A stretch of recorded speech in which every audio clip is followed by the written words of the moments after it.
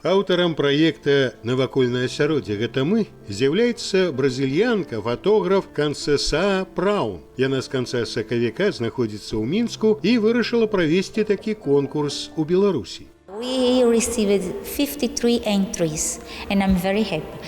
Я очень рада, потому что получила 53 заявки, и действительно в такой короткий период это большое достижение, потому что когда я рассказывала моим друзьям, сколько людей действительно откликнулось, они очень удивились, потому что люди часто говорят, что у меня нет времени на это, но если ты действительно чего-то хочешь, ты найдешь время. И для меня интересно именно отношение между человеком и окружающей средой.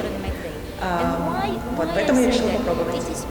У 2011 годзе ў сусветны дзень навакольнага асяроддзя падобны конкурс упершыню адбыўся на Кубе. З таго часу кожны год Канцэсаа Праун праводзіць яго ў розных краінах ад США да Новай Зеландыі.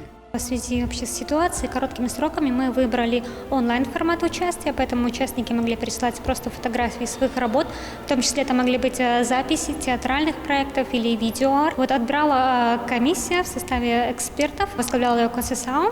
В общем-то, она сама выбирала, скажем так, участников жюри. На конкурс можна было прадставіць не толькі жывапісныя работы і скульптуру, але музычныя, літаратурныя творы і нават прадэманстраваць кулінарнае мастацтва.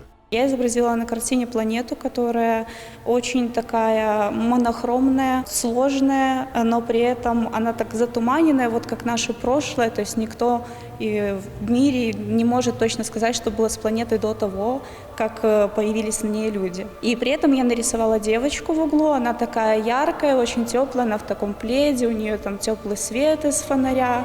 З работамі пераможцаў можна пазнаёміцца ў Нацыянальным цэнтры сучасных мастацтваў да 21 чэрвеня. У гэты дзень адбудзецца закрыццё конкурса ў выглядзе перформанса «Яркая ноч».